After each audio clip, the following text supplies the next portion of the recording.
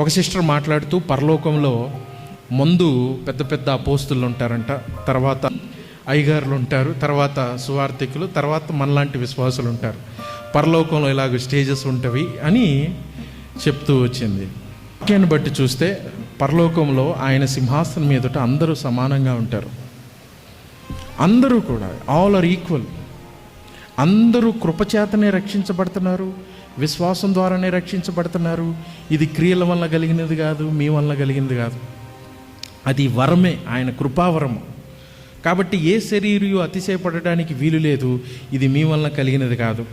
ఎవరైనా మహిమ పొందాలి అంటే ఎలాగ పొందుతారు అంటే ఏంటి? కేవలము దేవుడే మహిమ చెందాలి. కేవలం కృప ద్వారా, విశ్వాసం చేతనే, క్రీస్తు వలనే, వాక్యం ద్వారానే నువ్వు రక్షించబడతావు. ఈ 5 సిద్ధాంతాలు. ఈ సోలిడి గ్లోరియా ఆఖరి దాంట్లో వచ్చేది ఏంటి అని అంటే సోలి డియో గ్లోరియా. డియో అంటే లాటిన్ పదంలో దేవుడు, డివినిటీ అని అంటాం. సోలి అంటే ఓన్లీ, కేవలం దేవుడు మాత్రమే మహిమ చెందాలి. ఎవరికి మహిమ వెళ్ళకూడదు.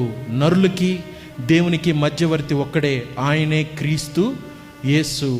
కాబట్టి మహిమ క్రీస్తుకే వెళ్ళాలి.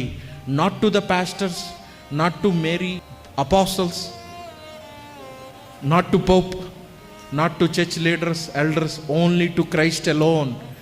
దేవుడికి మహిమే వెళ్ళాలి. దీన్ని అర్థం చేసుకున్న వ్యక్తి ఎక్కడా కూడా ఈ సంఘం నాది, ఇది నాది, ఈ ప్రభుత్వం నేను చేయాలనేది ఉండడు ఎప్పుడు.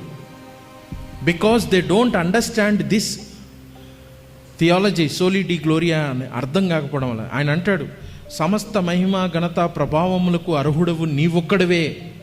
You alone are worthy. నీవొక్కడవే. ప్రకటన గ్రంథం 4వ అధ్యాయంలో ఈ మాట మాట్లాడతాడు.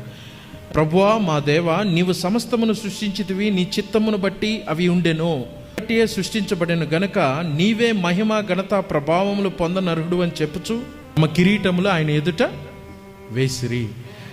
ఇప్పుడు చాలామందికి ఉన్నది ఏంటి అంటే, పరలోకంలో దేవుడు నాకు ఒక ప్రత్యేకమైన స్థలం ఉండిద్ది, పరలోకంలో నాకు ఒక సెపరేట్ స్థలం ఉంటుంది, దేవుడితో పాటు ఉంటాడు ఆయన, ఆయన అతి పరిశుద్ధుడు,